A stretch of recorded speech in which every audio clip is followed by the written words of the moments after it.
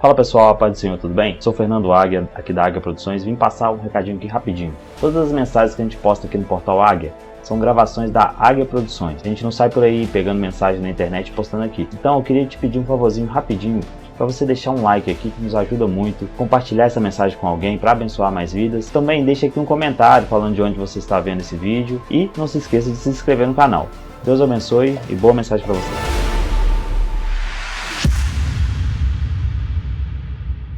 Livro do profeta Zacarias, capítulo 3, nós vamos ler do 1 ao 10.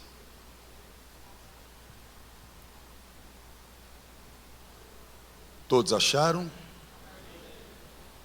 E ele mostrou-me o sumo sacerdote Josué, o qual estava diante do anjo do Senhor, e Satanás estava à sua mão direita, para se lhe opor.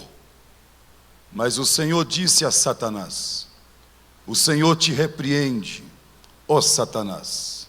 Sim, o Senhor que escolheu Jerusalém te repreende. Não é este um tição tirado do fogo? Josué, vestido de vestes sujas, estava diante do anjo.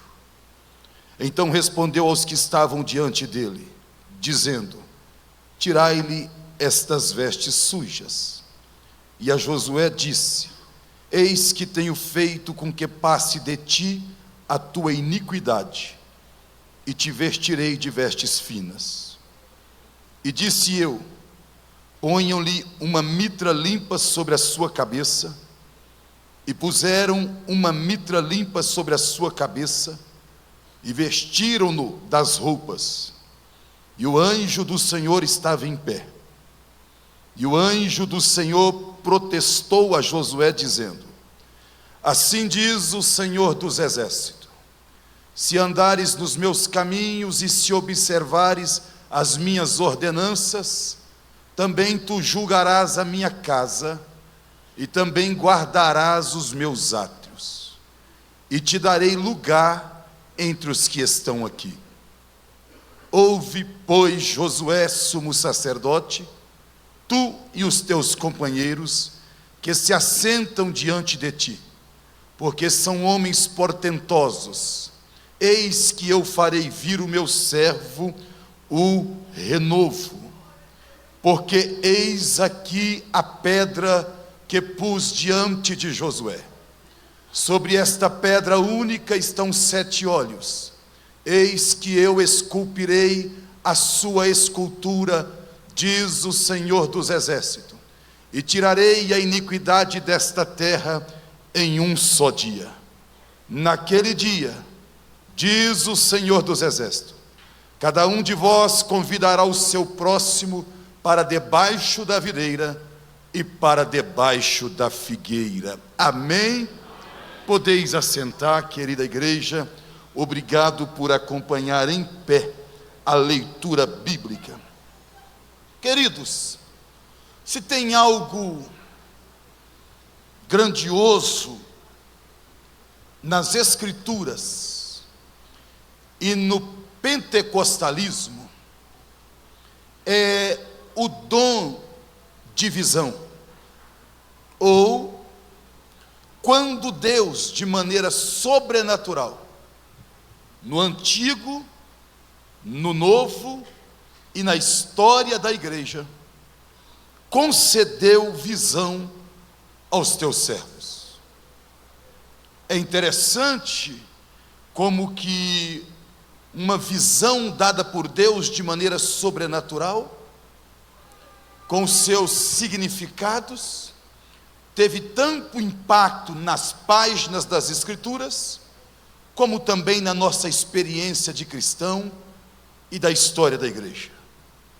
Eu estive recentemente na Escola Bíblica de Obreiros, em Barra de São Francisco, e aí de tarde no hotel, eu orava, e Deus me deu uma visão. Na visão, um obreiro chegava com um tablet, o tablet era usado para me dar de presente, E eu falava com ele: não, querido, não precisa, eu tenho o meu, eu não quero. E ele falou: não, pastor, o senhor vai levar sim. Esse aqui, ele é usado, mas foi formatado esse final de semana, recebeu um programa novo, e vai funcionar a partir de agora com esse novo programa. E eu fui orar. Falei: Deus, por que o Senhor me deu essa visão? Quando Deus falou para mim: avisa para a igreja e para os obreiros, que eu estou formatando esse final de semana a mentalidade dos meus obreiros, e a partir de hoje um programa novo sobre cada um. Eu voltei agora e o pastor Josué, literalmente, Deus formatou o ministério e nos deu uma nova mentalidade e disposição. Como é bom quando o Senhor nos concede uma visão. Outro dia eu fui orar de manhã na igreja e eu vi uma visão tanto que estranha, o Senhor me deu. Eu vi um travesti pregado na cruz, com o cabelo cobrindo o rosto, e aquilo me incomodou. Travesti na cruz, travesti na cruz. Isso era uma quarta. Quando chegou no culto à noite, entrou um homem que se dizia mulher e queria fazer parte do ministério de mulher da igreja de maneira normal e frequentar o banheiro feminino da igreja. Automaticamente eu atendi, conversei, e voltou a alguns cultos e falou assim: olha, tem 3 anos que eu estou tentando ser crente, mas nenhuma igreja me aceita, pastor. Eu falei: por que não? Porque eu sou modelo, e na internet tem muita foto minha de lingerie, e quando a igreja descobre, me expulsa. Aí eu falei: olha, pode continuar congregando aqui, vindo, porque assim que Jesus te transformar, sua profissão vai mudar. Aí não voltou mais, irmão. Visão, vi de manhã, cheguei em casa, falei para minha esposa, de noite lá estava. De vez em quando o Senhor concede visões. Na experiência, aí eu não tive, eu só estava lá em Mogi das Cruzes, numa vigília. De repente o pastor Gilberto de Paula levanta, vem no altar e diz: Deus está me dando uma visão. Era 1h30 da manhã, formou-se uma bola de fogo junto ao trono. Deus vai enviar ela para a terra. Ele falou: eu estou vendo a bola de fogo, assim que Deus enviar, eu aviso para vocês. Ele continuou olhando e falou: pronto, Deus enviou. Eu estou vendo em visão uma bola de fogo que saiu do trono e ela vem sobre a terra. Se for para esta casa, eu vos aviso. Ele continuou vendo a visão na vigília e ele falou: está vindo para cá, irmãos, uma bola de fogo. E de repente ele falou: chegou. Quando ele falou chegou, Jesus começou a batizar com o Espírito Santo e batizou mais de 100 irmãos, porque chegou uma bola de fogo que tinha saído do trono. No texto em apreço, Zacarias tem uma visão. Ele vê a visão da restauração de um obreiro. Diz ele que ele vê Deus, vê o sumo sacerdote Josué, vê os anjos, e à direita do sumo sacerdote estava Satanás acusando o sumo sacerdote. Enquanto Satanás acusava, Deus se levantou do trono e falou assim: o Senhor te repreenda, Satanás. Sim, o Senhor que escolheu Jerusalém te repreenda. Porventura, este não é um tição tirado do fogo? Então, o Josué ali, com as suas vestes sujas, o anjo falou assim: troque as vestes dele. E trocaram. Aí o anjo falou assim: observe, sumo sacerdote Josué, tirei sua iniquidade e te vesti de vestes finas. Agora, é interessante nessa visão, que o Zacarias está tendo a visão e está dentro da visão. No versículo 5, o Zacarias fala assim: então eu disse, coloquem um turbante novo nele. E foi colocado um turbante novo no sumo sacerdote Josué. Quando ele recebeu um turbante, o anjo volta a falar na visão e diz assim para ele: escute, sumo sacerdote Josué, se você andar nos meus caminhos e observar a minha palavra, tu vais julgar o meu templo e defender os meus átrios. E entre os que aqui estão, eu te dou livre acesso. Continuou o anjo do Senhor falando com o sumo sacerdote na visão, e disse assim para ele: escute, Josué e seus companheiros, vocês são um sinal neste lugar que o meu servo renovo virá. Eu mesmo vou fazer isso acontecer. E ele vai e diz assim: e no dia que eu cumprir tudo isso, um companheiro vai chamar o outro companheiro e vai dizer assim: venha sentar debaixo da minha figueira, venha sentar debaixo da minha videira. Esta é a visão, e eu quero explaná-la convosco essa noite. Em primeiro lugar, quando Deus quer restaurar um homem, uma mulher, um filho, uma filha, Ele, em primeiro lugar, cancela toda acusação. Escute bem, na visão fala anjo, fala Deus e fala Zacarias. Mandar trocar as vestes, o anjo falou. Mandar colocar a mitra, Zacarias falou. Mas falar assim: eu te repreendo, Satanás, aí foi Deus.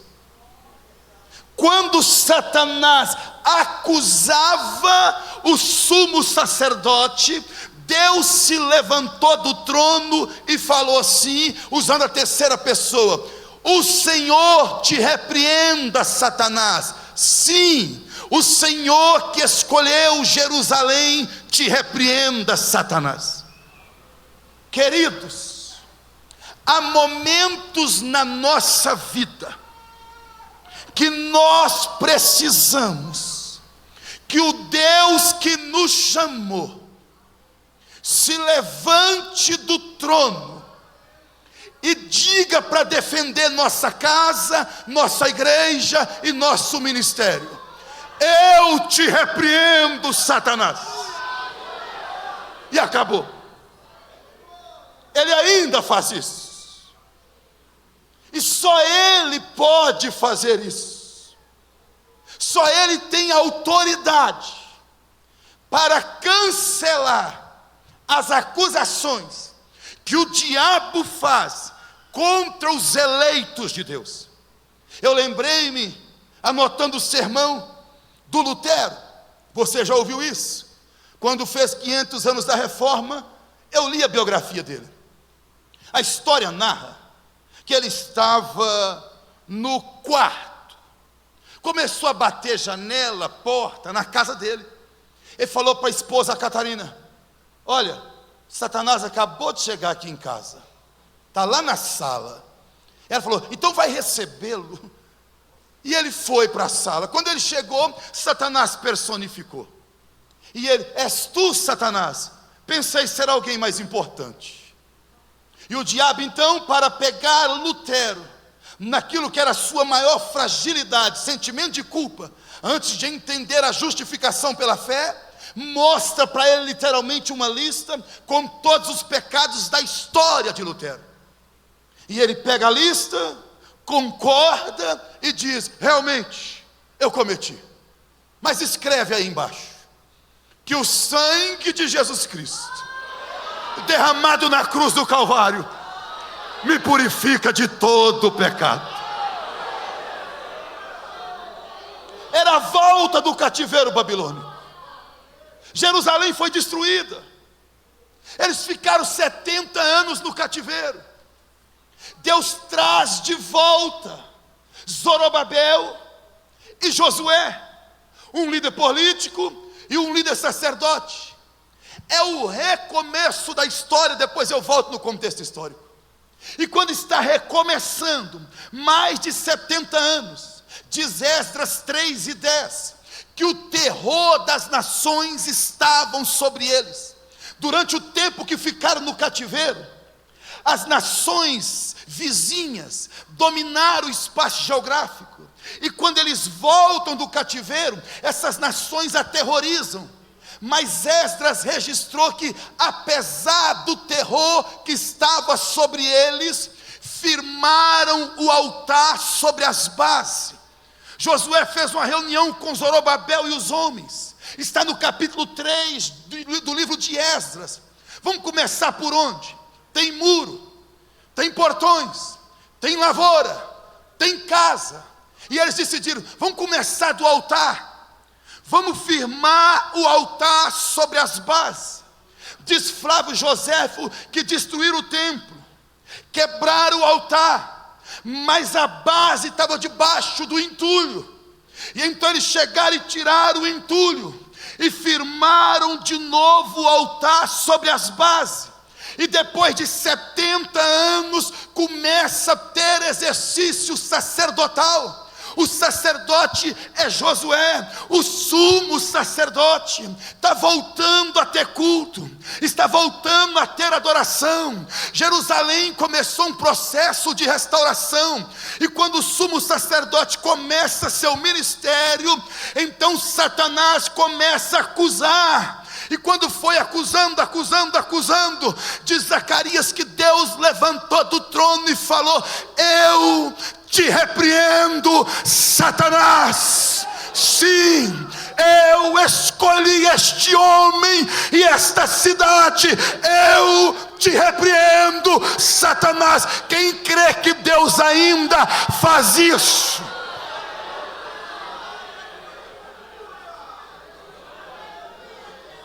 O Senhor te repreende. Eu sei que é um dia de ensino. Permita-me, numa aplicação, em nome de Jesus, que Deus se levante do trono e comece a repreender toda ação de Satanás. Ele não aceitou. Ele não aceitou. Por que o Senhor não aceita, Yahvé? E ele falou assim: porque esse aí é um tição que eu tirei do fogo. No hebraico esse aí é um toco que eu tirei de uma fornalha. Sabe o que Deus estava dizendo? Eu sei de onde eu tirei esse homem. Deus conhece a história dos seus obreiros. Deus conhece a história das mulheres e dos homens. Ele sabe as etapas. Ele sabe qual foi a fornalha que ele entrou e te arrancou dela. Ele sabe o que ele fez. É como se Deus estivesse dizendo assim: eu vou na Babilônia, uso o exército persa, levanto Ciro, faço cair as muralhas, faço a Babilônia cair, trago esse homem para eu usar. E na hora de eu usar, Satanás quer acusar: não, esse não, isso aí é tição que eu tirei do fogo, e esse aí eu vou usar. Eu gosto quando Deus usa a palavra tição, tirado do fogo. É uma figura de linguagem, justamente para caber você e eu. Você está sentado do lado de um tição que Deus tirou do fogo. Qual foi a fornalha que Deus te arrancou? Qual foi a história que Deus te guardou? Aleluia. Na baixou.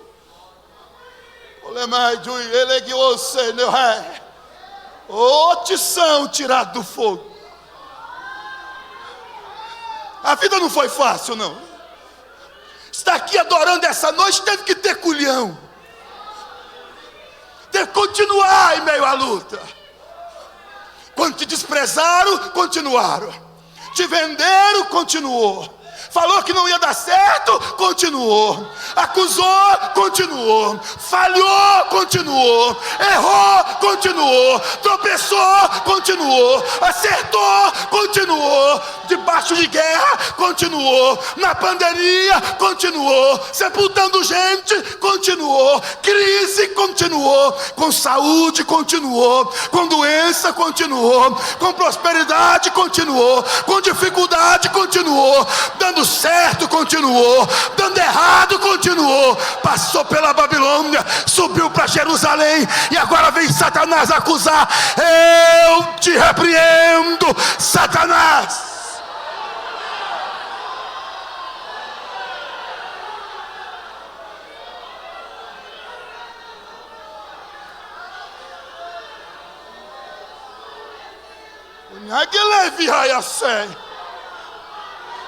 Levante quem ele ras.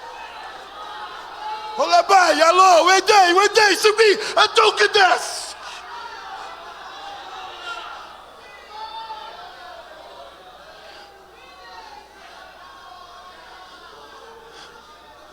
Você viu o que Deus fez?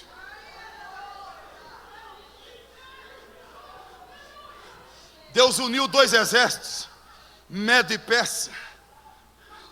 150 anos antes, Isaías profetizou: assim diz o Senhor a Ciro, meu ungido, diga para Jerusalém, fica de pé. Diga para o templo, erga-te. Diz o Flávio José, historiador hebreu, que um judeu pegou o livro de Isaías e mostrou para o imperador Ciro. Olha aqui, Ciro, ó, tem até seu nome. 150 anos antes de você nascer, houve um profeta lá na nossa terra, o nome dele Isaías. Ele profetizou: assim diz o Senhor a Ciro, meu ungido. O Senhor é responsável por reconstruir Jerusalém e o templo. Ciro não tinha chance de dominar a Babilônia. Orlando Boy, na espada cortante, diz que era 100 portões de bronze. Juntou Medos e Persa. Babilônia tinha tanto poderio que o rei Belsazar, sabendo que o exército persa estava do lado de fora, deu um banquete para 1000 dos seus homens. Já tinha 2 anos de cerca, ele nem aí. Tinha comida para 20 anos, e ele nem aí. Diz que tem um inimigo lá de fora aí, vamos fazer um banquete. Chama 1000 dos seus ilustres homens, mas não chama Daniel. Deus escreve do lado de dentro: quando a gente faz banquete para homens ilustres, e esquece dos mais ilustres. E aí, de repente, onde não entra o exército persa, onde não entra o exército de Ciro, entra o dedo de Deus. Mene parsim tekel. Ninguém podia interpretar a escrita. Esqueceram de convidar Daniel para o banquete. Como que faz um banquete para os 1000 homens mais ilustres? Esquece de Daniel. Aí Deus criou uma estratégia de Daniel ser lembrado. E a rainha, eu me lembro, tem um jovem dos dias do seu pai Belsazar. O menino tem um Espírito de Deus com ele, e ele interpreta. Sirva de tal jeito que, se esquecer de você, não esquece do teu serviço. Um dia, por necessidade, vão chamar o teu nome. Chamaram Daniel. Quando ele entrou e falou, Deus vai dar resposta. Pesou Deus e achou em falta. Contou os teus dias e acabou. Dividiu-se o seu reino e deu aos Medos e Persa. O rei Ciro desviou o curso do rio Eufrates, entrou pelo leito do rio e tomou a Babilônia. Depois de tomar a Babilônia, ele passa pregão Esdras 1. Quem dos judeus quiser retornar e reconstruir o templo ao vosso Deus, está liberado. Retorna 43 mil que acharam genealogia, mais 7 mil que não acharam, 50 mil judeus, volta Zorobabel e Josué. Quando começa a reconstruir de novo o altar e a adoração, Satanás entrou no meio e começa a acusar. Deus assistiu a cena e falou: não, esse aí, eu destruí Babilônia para ter ele me servindo hoje. Eu sei de onde eu tirei esse tição. Irmãos, cada um de nós saímos das nossas fornalhas. É um pai abusivo, outro foi a vida do crime, outro foi a vida das drogas, outro foi a vida da prostituição, outro foi perdido. O certo é que Deus escreveu do lado de dentro, e quando Deus escreve do lado de dentro, é porque Ele quer destruir a estrutura babilônia, para dar liberdade para quem Ele vai usar. Ele entrou dentro da sua história, escreveu do lado de dentro, fez ruir cadeias, fez ruir vícios, fez ruir o que não glorificava, te trouxe para o santuário, fez de você um obreiro, está te dando projeção, e agora vem Satanás acusar. Não, não, meu tição tirado do fogo vai viver o que eu tenho para ele, diz o Senhor dos Exércitos. Quem pode adorar? Quem pode magnificar? Oh, tição, Deus vai te defender. Deus vai te defender. Deus vai te defender. Olibai achou. Aleluia. Aleluia. Aleluia. Deus conhece a história de quem Ele chama. É interessante, alguns irmãos, permita abrir um parênteses, eles têm dificuldade quando alguém chega e já começa a ser usado. Mas chegou agora. Chegou agora. Não confunda você conhecendo agora com chegou agora. Tem gente que nós estamos conhecendo agora, mas chegou no reino. Deus traz gente pronta para ajudar a igreja. Deus traz gente pronta com disposição maior. A obra não perece. E na hora que Deus traz gente pronta com disposição maior, tem muita gente que tem dificuldade de abraçar. Chegou agora e o pastor deixando pregar. Chegou agora e já vai cantar. Chegou agora e já vai dar aula na escola dominical. Eu estou aqui 10 anos. Chegou agora, mas está mais pronto. Foi preparado longe dos teus olhos. Tem gente que Deus preparou na Babilônia, e Ele vai usar. Ele vai usar. É você que conheceu agora, mas é tição tirado do fogo. Já atravessou fornalha, já foi forjado na mão de Deus.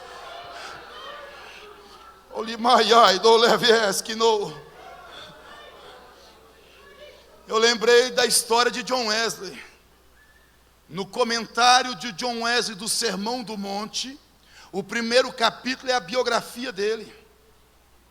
Lembra da história? O pai dele pastoreava 12 filhos, a mãe Susana Wesley. E aí pegou fogo a casa pastoral e o templo. Tudo era de madeira e as chamas consumiram o templo. O fogo pegou na casa. O pai de John Wesley foi salvando a família, foi salvando os filhos. Quando ele contou, faltava um. Quem? John Wesley. Estava com 6 anos. A casa já estava em chama, era 2 pavimentos. Ele deu a volta por trás e viu que John Wesley estava na janela. E ele começou a gritar: pula, John, pula. E o John Wesley, com medo de pular, não tinha como voltar, não tinha como o pai entrar. Era pular da janela e o pai pegar. E ele com medo, pula meu filho, pula, o pai vai te pegar. Quando ele pulou, o pai agarrou ele e falou: porventura, esse não é um tição tirado do fogo? Foi isso que Deus fez conosco. Antes que o fogo maldito de Satanás nos destruísse, Jesus veio: vem para o meu braço, vem para o meu braço. vem pro meu braço, vem pro meu braço, vem pro meu braço. E nos pegou e falou: porventura, esse não é um tição tirado do inferno? Fala baixo. Você acha que Deus nos tirou do inferno para Satanás nos acusar? Oliaido Edelihas. Olívia Ishuidequinihes. John Wesley virou pastor, teólogo, fundador da igreja wesleyana metodista. Montou seu gabinete, a mesa, a cadeira atrás, contratou um pintor e mandou fazer um quadro. O que você quer na tela, pastor John Wesley? Faz uma casa em chamas, uma criança pulando da janela de um quarto, um pai pegando ele. E escreva aí para mim, Zacarias 3:2. Porventura, esse não é um tição tirado do fogo? Esse versículo cabe lá na sua sala. Esse versículo cabe lá na sua casa. Esse versículo cabe lá no seu gabinete. Mas irmão, tem uma graça de Deus aqui hoje.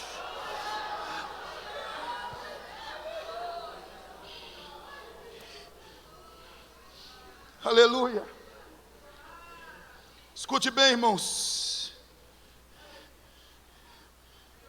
Deus cancelou. Segundo lugar, Deus lembrou de onde ele havia tirado o obreiro. Terceiro, aí o anjo deu a ordem: troque as vestes. Ah, como eu amo isso. Tem 3 imputações na história, sempre lembro disso com prazer. A primeira imputação que Deus faz na história foi no Éden. Adão pecou. Deus pegou o pecado de Adão e colocou na raça. Romanos 3:23, todos pecaram e destituídos estão da glória de Deus. A segunda imputação que Deus faz na história é na cruz. Quem morreu não tinha pecado. Deus pegou o pecado da raça e colocou no filho dele. Se lá no Éden foi o pecado de Adão na raça, na cruz é o pecado da raça em Cristo. Mas a terceira imputação acontece quando o homem tem fé em Jesus.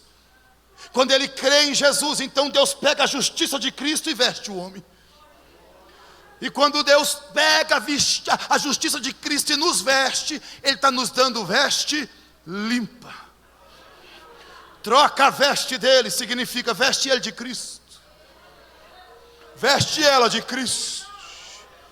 Oh, aleluia, veste ela de Cristo. Foi assim a conversão de Agostinho, que mesmo tendo uma mãe piedosa, era um jovem ímpio, e Agostinho não conseguia se livrar de vida devassa, perversa, de prostituição, e ele tinha um peso querendo se livrar.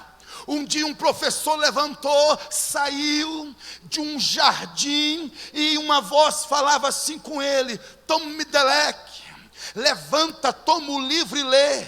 Levanta, toma o livro e lê.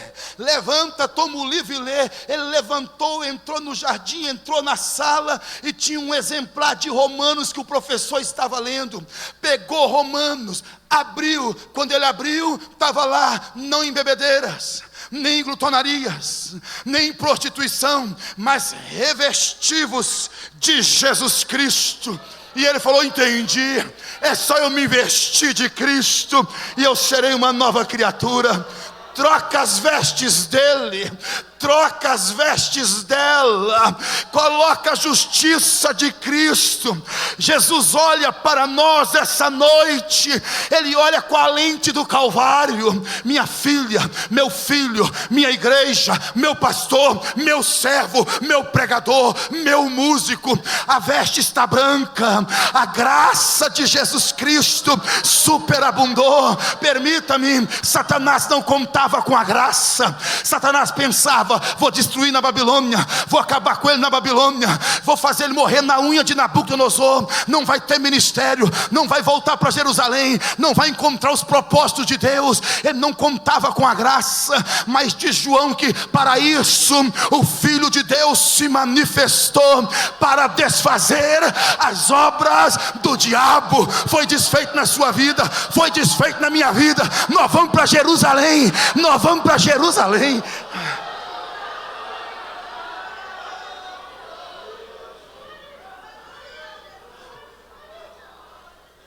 Irmão, permita aqui uma ignorância hermenêutica proposital, que eu sei que depois, se estiver gravando, vai para o YouTube, e aí vem lá os comentaristas de plantão. Então, uma ignorância hermenêutica proposital, mas não é heresia não, fica tranquilo. Você sabia que foi covardia Jesus ficar 3 dias na sepultura? Porque a morte é para quem tem pecado. Ele não tinha. Então por que morreu, pastor? Porque ele quis assumir nosso lugar. Mas quando morreu, que o corpo chegou, pecado não tinha, porque ele não tinha pecado. Na cruz ele se torna pecado, mas ele não é pecador. Então quando bate lá, pelo que Deus estabeleceu, só morre quem tem pecado. Ele já tinha que voltar. Mas não voltou. Por que não voltou? Porque o pai tinha profetizado que seria no 3º dia. Quando deu no 3º dia, o salmista falou: é impossível a sepultura conter ele. Irmão. E aconteceu com ele. Agora quem morre em Cristo morre sem pecado. Para ele foi 3 dias. Para nós é até a hora que a trombeta tocar. Ele não ficou lá e nós não ficaremos. A morte não tem domínio sobre quem morre sem pecado. Você nasceu de Adão, mas morre em Cristo. Morre em Cristo. Veste ele de justiça de Cristo, que a sepultura não vai segurar o corpo. Alabai, achou. Amai, laiuei, tu indiqueste. Se a morte não vai nos matar, se a sepultura não vai nos segurar, Satanás vai poder nos acusar. Deus está colocando de pé. Eu te repreendo, Satanás. Troquei as vestes, é tição tirado do fogo, e eu vou usar.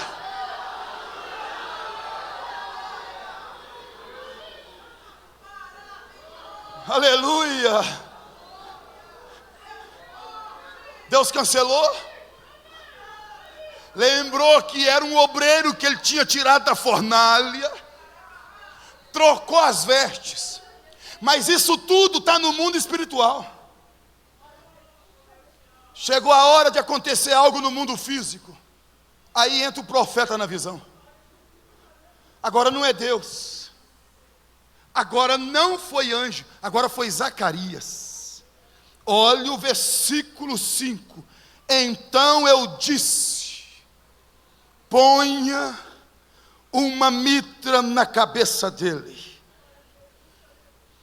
Sabe o que é isso? Estava resolvido no mundo espiritual, mas no mundo físico tinha suspeição. Aí Deus usou o profeta. Eu quero desafiar você. Seja um Zacarias. Deixa Deus te usar para devolver a mitra. Outro dia eu estava no litoral de São Paulo, pregando, lá no pastor Moacir Licarião, na Catedral da Madureira, numa fraternal. Um rapaz de Novo Horizonte, estava de férias no litoral, Caraguatatuba, foi no culto. Acabei de pregar. Pastor, me dá seu telefone. Eu sou filho do presidente da Assembleia de Deus lá em Novo Horizonte, e o senhor vai lá ano que vem no nosso congresso de jovem. Falei: tá bom, querido. Dei ele o telefone, e de fato eles entraram em contato e eu fui. Estou pregando no congresso de jovem, quando Deus me toma, leva lá embaixo, coisa que é mais rara no meu ministério, me leva lá embaixo. Coloquei a mão no peito de um obreiro. Assim diz o Senhor: eu estou com saudade de ver meu coral louvando com você regendo. É tempo de conduzir o louvor do meu coral na minha casa, com você regendo. Por que não está mais conduzindo o louvor? O homem caiu de joelho, a igreja explodiu. Ele perguntou: qual hotel o senhor está? Eu falei: o hotel. Na época, ele juntou todo o dinheiro que ele tinha na casa dele, deu 1.470, e foi levar para mim no hotel. Porque Deus te usou, pastor. Eu falei: não, querido, porque Deus me usou, então eu não vou levar esse dinheiro. Ele falou: não, pastor, deixa eu te abençoar. Eu peguei da minha esposa, da minha filha, Eu falei: meu querido, não precisa, a igreja já me deu oferta. E ele: não, pastor, deixa eu te falar, tem 10 anos que eu caí, e eu caí com uma moça do coral. Minha esposa perdoou, nunca mais eu cometi o erro, voltei em comunhão, pastor, tem 9 anos que eu estou em comunhão, mas eu nunca mais tive coragem de reger. E quando o senhor falou publicamente, no microfone: estou com saudade de ouvir meu coral louvando, com você regendo, Deus fez cair tudo. O Zacarias devolve a mitra. O Zacarias devolve o turbante. Olivai achuli cândido mirras. Algumas coisas Deus faz publicamente. Por quê? Porque no céu, veste trocada, no céu, acusação cancelada, no céu, Satanás repreendido, no céu, salvo. Mas em Jerusalém, as acusações continuavam. Aí agora não foi o anjo, não foi Deus, apesar de ter sido ele, mas ele usou o profeta. Ele entrou no mundo físico e levantou o profeta. Você está disposto a ser um Zacarias? Você aceita a devolução de turbante? As pessoas podem voltar a ser usadas por Deus. O ministério das pessoas pode continuar. A nossa vocação pode continuar. Ou a igreja adotou a cultura do cancelamento? É hipocrisia alguém aceitar Jesus e a gente, festa do céu, vamos aplaudir, está aceitando Jesus, mas o irmão ser restaurado e a gente é indiferente.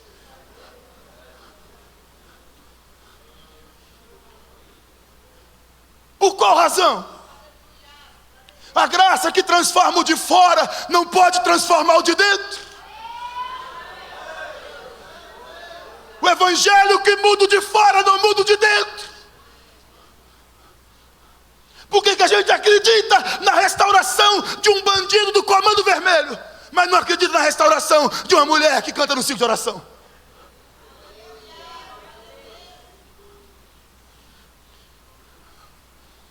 Devolve a mitra.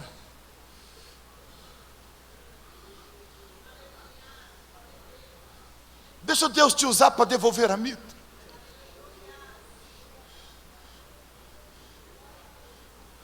O pastor deu um aviso aqui, quem sou eu para entrar na questão ministerial, de obreiros que serão reconhecidos. Quantos não mudaram atrás da mitra? Quantos não mudam de ministério atrás da mitra? Quantos não mudam de igreja atrás da mitra? Quem nasceu para queimar, irmão, tem que queimar. Quem nasceu para ser usado, tem que ser usado. Lembra de Lázaro? Quem chama para fora? Jesus. Mas quem tira as faixas? A família, os irmãos. Ele chama para fora, sai para fora e diz para nós: agora tira as faixas. Significa, deixa andar livremente que eu ressuscitei.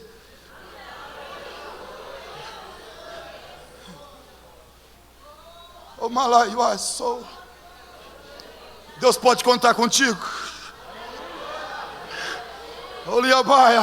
Há um espaço na tua vida para quem Deus está restaurando. Há um espaço no teu ministério para quem Deus está restaurando. Devolve a mitra. Deixa ela cantar de novo. Deixa ele pregar de novo. Deixa ele dirigir a igreja de novo. Deixa, o céu não cancelou ele. É um tição tirado do fogo. Deixa. Você vai ver o tanto que Deus vai te abençoar ainda pela vida deste que Deus está restaurando.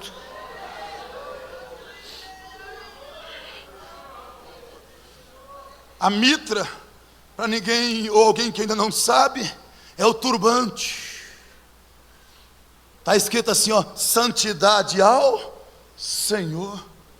Sabe o que Deus está dizendo? Daqui para frente, não é a fornalha onde eu te tirei, é a mitra que eu estou te dando. Santidade ao Senhor. Devolveu a mitra, agora vem as promessas. O anjo virou para Josué e literalmente começou a profetizar. E ele falou assim no versículo 7: assim diz o Senhor dos exércitos: se andares nos meus caminhos e se observares a minha ordenança, também julgarás a minha casa, guardarás meus átrios, e estou te dando livre acesso entre os que aqui estão. 3 promessas para o restaurado. Só que é uma promessa que tem condicionalidade. Se guardar minha palavra e obedecer meus preceitos, então julgarás o meu templo. Olha que coisa, irmão. Então, você não acredita mais nela, não acredita mais nele? Então vai julgar o templo, viu? Vai julgar o templo. Defenderás os meus átrios, e entre os que aqui estão, estou te dando livre acesso. Eu voltei no texto só para ver quem é que está aqui. Deixa eu ver quem está nessa visão. Não, na visão do texto. E quando eu voltei para ver, no texto estava Deus, os anjos e Satanás. E Deus virou e falou assim: se você guardar minha palavra, entre os que estão nesta visão, eu estou te dando autoridade. Quando precisar, eu estou aqui, você tem livre acesso. Os anjos que estão aqui vai te servir. E quanto a Satanás, eu estou te dando autoridade.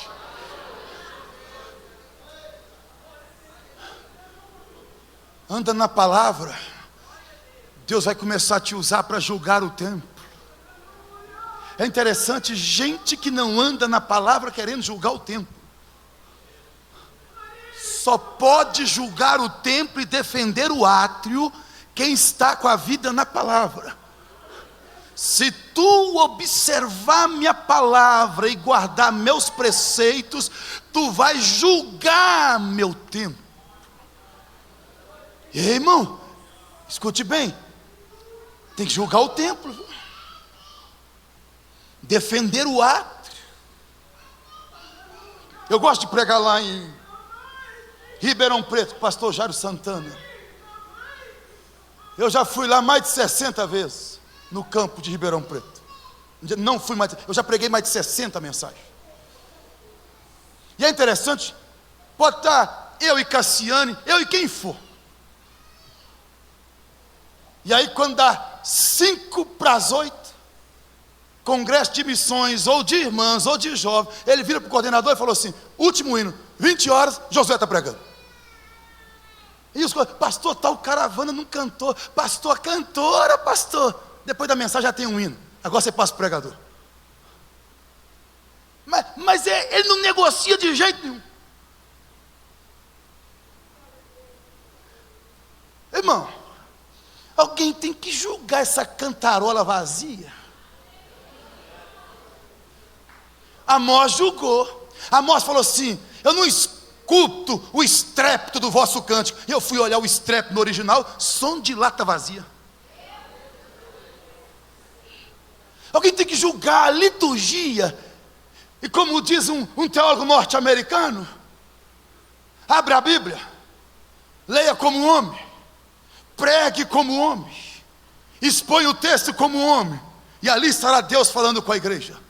Cancela o entretenimento, tira as luzes de efeito, tira a fumaça, deixa a igreja clara e pregue as Escrituras para o povo de Deus. Alguém tem que julgar, irmão. Alguém tem que julgar essa pregação de jargão. Sabe? Você não pegou. Não peguei mesmo, querido. Não quero pegar isso para mim. Alguém tem que julgar essa palhaçada, esse circo que está virando os pregadores pentecostais no Brasil, com raras exceções. Entretenimento, garganta, jargão, meninice, palhaçada. Aí depois a gente reclama que os crentes estão sem compromisso. Nós estamos negando o que cura. Aí eu nego na pregação o que sara a minha igreja, depois eu reclamo que a minha igreja está enferma. Alguém tem que julgar o templo. Alguém tem que dizer, nós queremos palavra, viu, querido? Não vem com, aqui não inventa não, tem que ler a cartilha, o pregador não quer chegar. Aqui, ó, não inventa não, tá bom? A gente só quer palavra mesmo, você deixa suas manias, seus jargões, seu negócio de manipular a massa do lado de fora, porque aqui nós só queremos a Escritura. Nós estamos com a fome de Isaac, onde está o cordeiro? E aí muitas das coisas, com todo respeito, mas muitas das coisas é a gente que deixa. A gente deixa, tem medo de desagradar as pessoas e deixa cantando.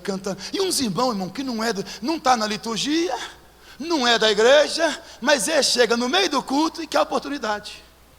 E tem sempre um familiar que vem assim, o irmão da sanfona, meu cunhado da sanfona, sabe, meu avô do pandeiro chegou, pastor, e não tem jeito de só dar uma oportunidade para o meu avô do pandeiro. Avisa para o seu avô do pandeiro que ele não estava na programação e que nós não vamos interferir a palavra para agradar a ele.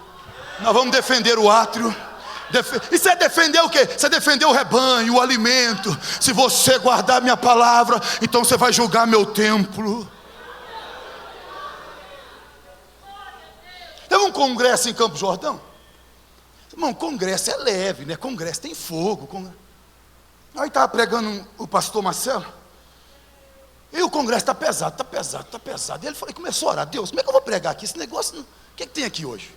Deus falou assim para ele, olha na galeria. Tinha um casal de namorados, mas beijava, irmão, de língua na galeria. Deus, na verdade, falou que ele suba na galeria. Estava no último banco. Ele subiu, viu e desceu. Aí ele falou, Deus, mas eu não sou o pastor, o que eu faço? Não, daqui a pouco você está pregando. Deus falou para ele, antes de pregar, você manda sair que minha glória desce. Mas mandar sair? Sim, são conhecedores da verdade. São filhos daqui da igreja. Deus falou para ele, e as famílias estão aqui. Pode mandar sair. E ele pegou o microfone, pastor, eu vou fazer o que Deus mandou. Tem um casal amassando e beijando lá. Sai, por favor, que você está pesando o culto. Não, sai, por favor, sai, senão eu não prego. E aí sai, vai beijar na praça. A glória veio.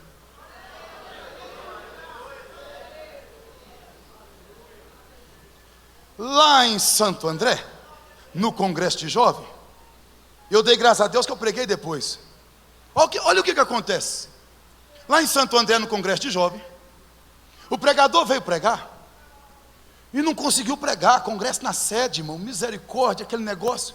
Ele ficou com tanto problema na mente, ele teve tanto peso emocional, que ele falou para o pastor presente assim, pastor, eu não brinquei com a agenda, eu não desrespeitei o convite, eu orei para estar aqui, eu preparei o sermão, mas eu não consegui pregar. Eu só quero deixar o senhor consciente que não está em mim esse fracasso dessa noite. O pastor falou, meu filho, eu te conheço, fica tranquilo. Aí ele levantou 5 horas da manhã, o pastor, e dobrou o joelho lá no templo, no sábado. Eu cheguei a pregar no sábado. Ele começou a orar, e falou para Deus assim, eu só vou levantar quando o senhor me mostrar por que o senhor não visitou a juventude ontem. 9 horas da manhã ele teve uma visão. Um homem moribundo com um saco de lixo, passou pelo corredor da igreja, foi lá atrás e deixou no almoxarifado um saco, e foi embora. Ele falou, o que tem ali, meu Deus? Quando ele levantou e foi lá, quando ele abriu a porta, 2 vasos de barro grande. Ele então chamou os coordenadores de jovens, que dizer que quando ele olhou para os vasos, ele sentiu a presença do maligno. Chamou os coordenadores de jovens, o que é isso? Não, pastor, é que a juventude preparou uma peça para hoje, e aí nós compramos esse vaso. Quem comprou o vaso? Aí foi ligar: irmão, está cuidando da peça, quem comprou esses 2 vasos? Foi fulana. Quem é fulana? Fulana é aquela nova convertida que nós batizamos. Ela que comprou, ela falou que sabia onde vendia. Ela foi numa casa de orixá, lá no centro de São Paulo, e comprou os 2 vasos para a peça. O céu não descia. O pastor, quebra esses 2 vasos, joga fora. Eu cheguei a pregar, o céu estava leve, e desceu sobre nós. Alguém tem que julgar.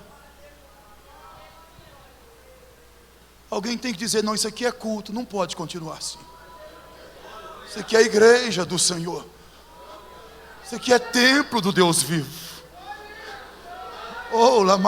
Se tu guardar a minha palavra, olha a promessa do céu bradando sobre todos nós essa noite, nesse culto. Ele está dizendo para mim e para você: se você guardar a minha palavra e andar nos meus caminhos, então tu vai julgar o meu templo, defender os meus átrios, defensores dos átrios. Irmão, ninguém vai aprontar enquanto tiver um que defende o átrio e guarda o templo. Ninguém vai aprontar. Com muito temor, eu sempre narro essa experiência, e com muito temor não tenho prazer nisso. Mas lá em Lorena, irmão, Lorena é o Madel, Campo do Belém, lá no Vale do Paraíba, em São Paulo. Eu cheguei para pregar, irmão. Não é essa liberdade e amizade e respeito, não. O coordenador já falou assim comigo: ô pastor Josué, se o nosso pastor te ferir, o senhor perdoa, tá? Ele é complicado. Eu falei: ok, fica tranquilo. Aí só prega. Ele ficou com medo de eu não pregar. Se ele te ferir, só prega. Eu falei: pode ficar tranquilo, eu vou pregar, tá bom? Na hora de passar o microfone, irmão, ele falou assim: ô menino, vem cá pregar. No microfone para passar para mim: menino, aqui tem horário, viu? Acaba às 9. Era 8h30 que ele me passava. 20h30, ele falou: acaba às 9. Nós não gostamos de mexido, nós gostamos de picanha.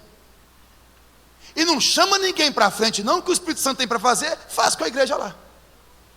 Aí eu peguei o microfone, levei na brincadeira, e falei para ele: ô meu pastor, manda quem pode, obedece quem tem juízo.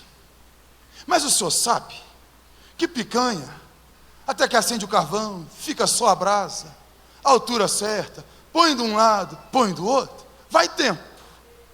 Se o senhor melhorar meu tempo, eu vou servir picanha. Se não, é mexido que a gente faz rápido. Faz isso não, viu, irmão? Comecei a pregar, irmão. Quando deu 8:55, deixou eu obedecer, ele deu o horário. Quando eu fui parar, ele falou com o vice-presidente: avisa para ele que ele tem até 9h30. Aí ele levantou: o pastor falou que o senhor tem até 9h30. E eu: Deus está comigo nesse lugar. Preguei até 9h30. E eu estava em 3 dias de jejum. E então, 3 dias só na água, para pregar no congresso. E então, quando deu 9h30, irmãos, o pastor está certíssimo. Se o Espírito Santo tem que batizar alguém hoje, não precisa de vir à frente. Ele batiza lá. E eu perguntei: aí no Madel aí, quem não é batizado? E tinha cerca de 36 jovens. Eu falei: então receba. E Jesus batizou mais de 30, irmão. Pensa num culto que não acabava. E os diáconos vinham: mais um, sem ninguém vir à frente, só Jesus batizando lá. Deu 10h30. Já era 2 horas pregando. Quando deu 10h30, o Senhor me tomou. Com temor, assim diz o Senhor. Não quiser, desse jeito, não quiser sair andando, sairás carregado. Eu prometo à minha igreja que no próximo ano tudo será diferente neste lugar. Passou 90 dias, ele sentiu uma dor nos rins, internou, morreu. Na manhã que ele morreu, 20 pastores de Lorena entraram em contato: ô pastor Josué, está cumprindo aqui. Se você andar na minha palavra, e observar os meus preceitos. Tu vais julgar meu templo, e você vai defender os meus atos. Alabai, achou. Você crê nisso? Oh, Labai, achou. Tem luta, irmão. Tem luta que não acaba porque a gente não julga. Tem batalha que não acaba porque a gente não julga. Julgar como homem e mulher de Deus, e dizer: melhor você parar, senão meu Deus vai te matar. Algumas situações precisam ser julgadas por mulheres e homens de Deus.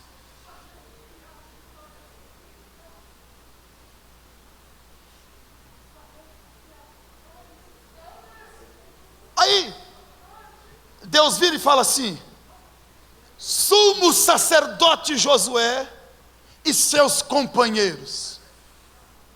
Se fosse literalmente aqui hoje, pastor Neemias e seus companheiros. Assim diz o Senhor: vocês são o meu sinal. Falou para Josué que o meu servo, ele dá o nome de Jesus de renovo, o renovo virá. Sabe o que Deus estava dizendo? Eu estou levantando vocês, porque vocês neste momento têm a ponte até o Messias. A minha mente já foi para o Novo Testamento. Você sabe por que vai ter arrebatamento? Porque Deus nunca deixou quebrar a ponte. Se não for nossa geração, é a próxima. Mas vai ter arrebatamento. Quando alguém falar: não acredito no arrebatamento, fala para ele: olha para mim, eu sou a ponte. Ou eu vou, ou eu fico até a próxima geração, mas haverá arrebatamento. Ele estava dizendo o seguinte: porque eu vou trazer o meu servo renovo, eu não deixo sem homens que eu escolho. Vamos caminhar na história. Desde o Éden, Deus prometeu que da semente da mulher ia nascer um. Agora você lembra quando chega no capítulo 6? Deus se arrependeu. Mas Deus pode destruir a raça? Pode, mas não toda. Por que não toda? Porque Ele falou que vai ser da semente da mulher.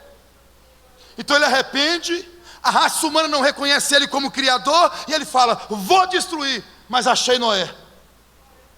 Ele está dizendo: eu aniquilo os ímpios, continuo com Noé, não cancelo minha promessa. Sabe por quê? Porque o Messias viria. Ele levantou Noé. Aí, se Deus continuasse, irmão, destruindo e recomeçando, destruindo e recomeçando, não ia ter fim a história. Ele falou: chega. Cada nação pode andar no seu próprio caminho, eu vou escolher uma família. Desceu lá em U, chamou Abraão. Ele está dizendo: vou continuar minha promessa, mas agora com essa família. Cada homem que ele chamou é por causa do Messias que viria. Tem que vir o Messias, e agora é de Abraão. Só que a Sara é estéril, ele cura Sara. Nasce Isaac, casa com Rebeca, é estéril, não tem problema, ele vai curar a Rebeca. Ele está conduzindo, cada homem que ele levantava meu servo virá, o renovo virá, o Messias virá, a salvação virá. Nasce Jacó, casa com Raquel, ele é estéril, ele cura ambas. Vende José para o Egito, e ele conduz a promessa. Vai, coloca ele na rota que eu preciso, que vai virar governador e vocês vão ter comida. Meu servo virá. Passa 430 anos, ele desce na sarça e chama o Moisés. Meu servo virá. Abre o mar vermelho, afoga Faraó. É interessante isso, né? Deus já mandou você despedir. Aí o Moisés: Israel, olhe para trás, porque assim diz Deus: os egípcios que vocês estão vendo hoje, nunca mais vereis. Logo na frente passou Israel, o Egito entrou atrás, o mar fechou, Deus dizendo: meu servo virá. Morreu Moisés, levantou Josué e entregou: meu servo virá. Morreu Josué e toda a geração, e não levantou outra geração. Período de juiz, 350 anos, a idade das trevas do Antigo Testamento. E ele começa a levantar Débora, Jefité, Eude, Sansão, Gideão. Meu servo virá. Oh, Lamayachou. Implanta a monarquia levantando Samuel. Meu servo virá. Saul é um ímpio, ele busca um homem segundo o seu coração, coloca Davi. Meu servo virá. Tira Davi, vem Salomão. Salomão peca no final da vida, e ele vai dividir as tribos, mas segura uma na casa de Davi. Meu servo virá. 722 manda reino do norte para o cativeiro assírio. 586 manda Jerusalém, reino do sul, Judá, para o cativeiro babilônico. 539 ele vai lá e busca, levanta Zorobabel, cura ele, restaura, cancela as acusações, devolve a mitra e fala para ele: você e os seus homens é um sinal que meu servo, o renovo, virá.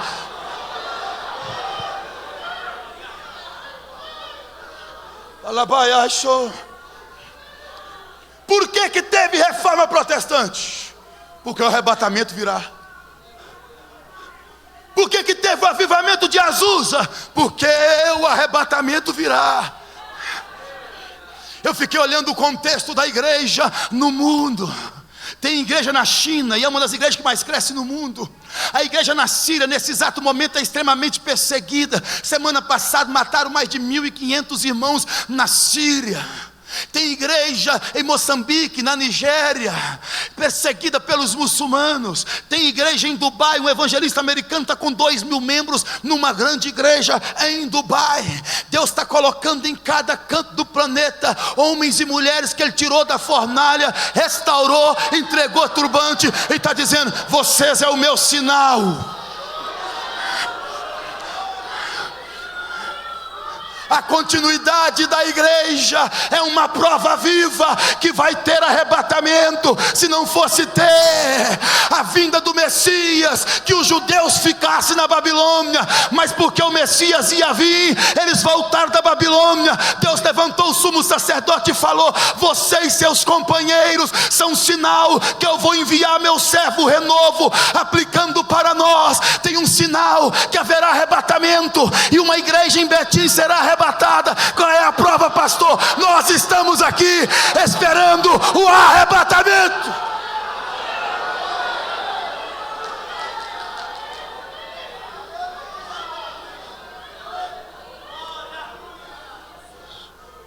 Ouça, nós somos um sinal de Deus, que tem uma igreja esperando arrebatamento. Eu vou encerrar. Aí Deus fala assim: e no dia que eu cumprir tudo isso, naquele dia, diz o Senhor dos Exércitos, cada um convidará o seu próximo para sentar debaixo da videira e da figueira. Sabe o que ele está dizendo? O que eu estou fazendo na sua vida é para você compartilhar a sombra com outros.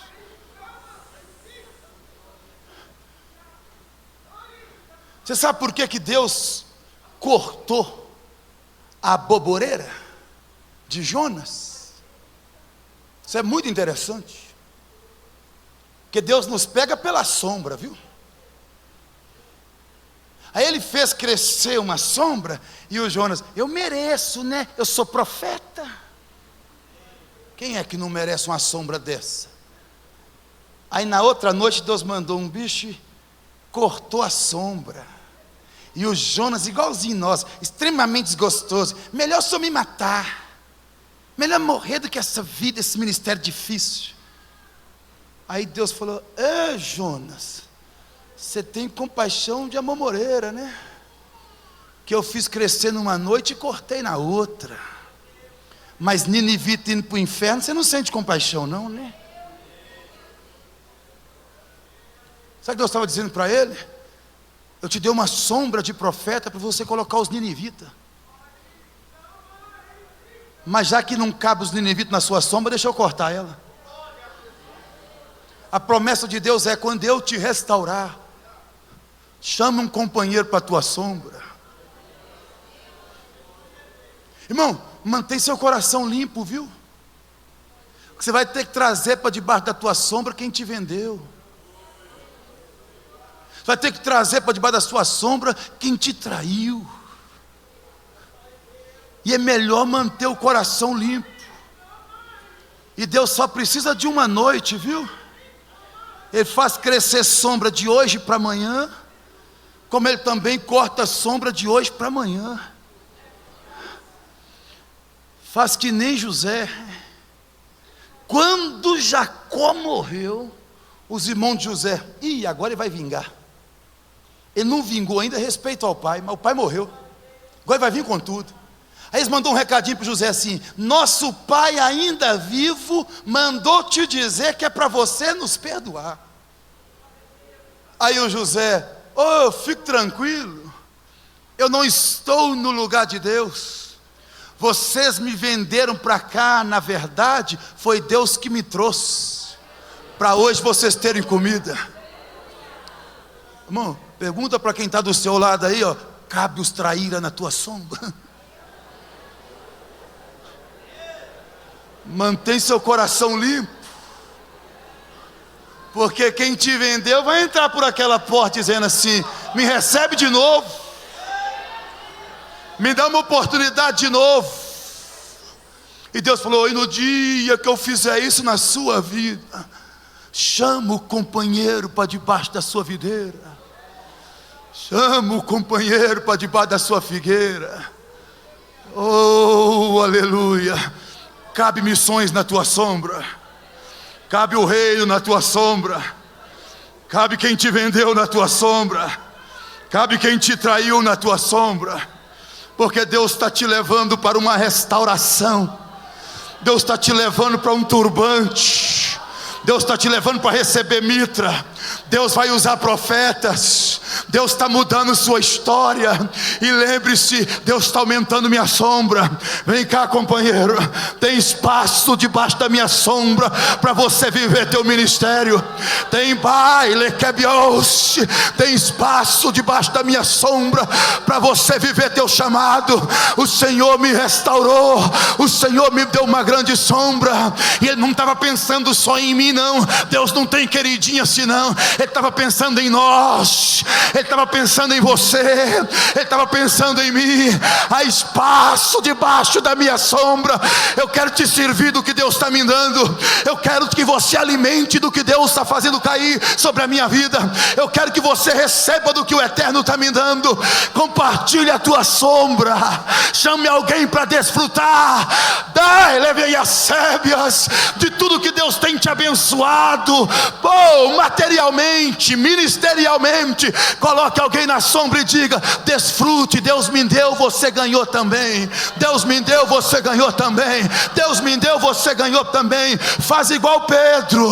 Ele escolheu o meu barco, mas vai caber no de João. Ó João, traz seu barco. O mestre encheu o meu e eu quero encher o teu, porque eu nasci para compartilhar o que Deus me deu. E naquele dia, diz o Senhor, quando eu mudar a tua história, chame alguém para sentar debaixo da sua videira. Deus os abençoe em nome de Jesus. Você quer divulgar o seu evento, sua igreja, com um vídeo como esse? Vem aí, Pentecostes 2023, no Ministério A Colheita Internacional, com o tema: não deixe a chama se apagar, levante-se e prepare-se, o noivo vem. Preletores, Pastor Diego de Oliveira. Então acesse agora aguiaproduções.com e vem ser águia.